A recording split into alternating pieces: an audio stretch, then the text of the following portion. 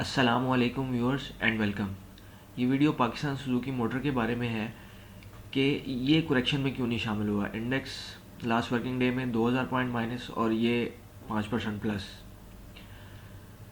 तो इसका scenario different है, चूँकि ये सबको पता है ये बायबैक के प्रोसेस में है। तो इसकी ज़रा हिस्ट्री देखेंगे। इसका ऑथराइज कैपिटल 5000 मिलियन है और paid up capital 823 million. Pakistan Suzuki motor ने कभी भी बोनस नहीं दिया, जिस वजह से इसका जो पेड अप कैपिटल है वो बढ़ा नहीं। ऑथराइज तो बढ़ा था लेकिन पेड अप बढ़ा नहीं। 82 मिलियन शेयर्स हैं। इसका फ्री फ्लोट 26.49% है। तो इसका मतलब है कि शेयर्स ऑलरेडी इसकी जो पेरेंट कंपनी है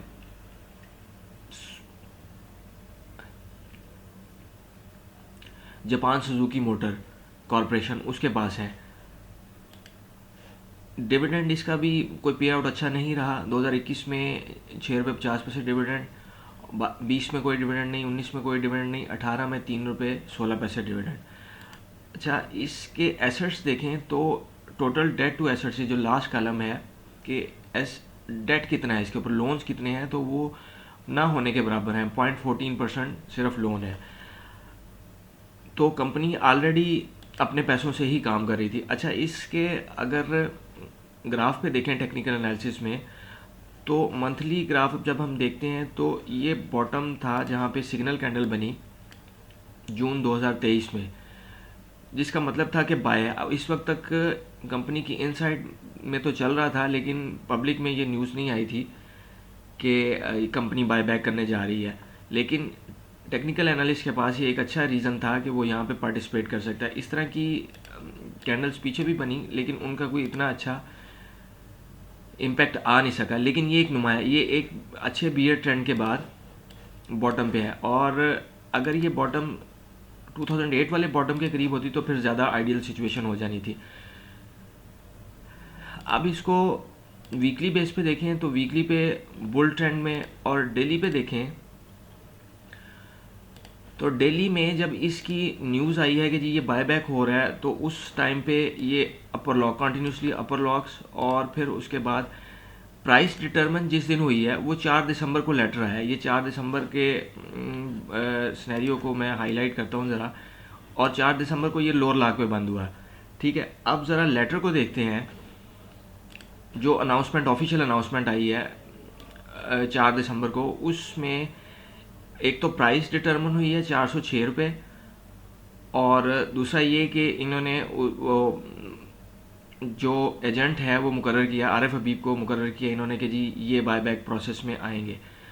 मेजॉरिटी शेयर होल्डर जो हैं वो माइनॉरिटी शेयर होल्डर से भी बाय करना चाह रहे हैं। ये Arif Habib limited has been appointed as the purchase agent.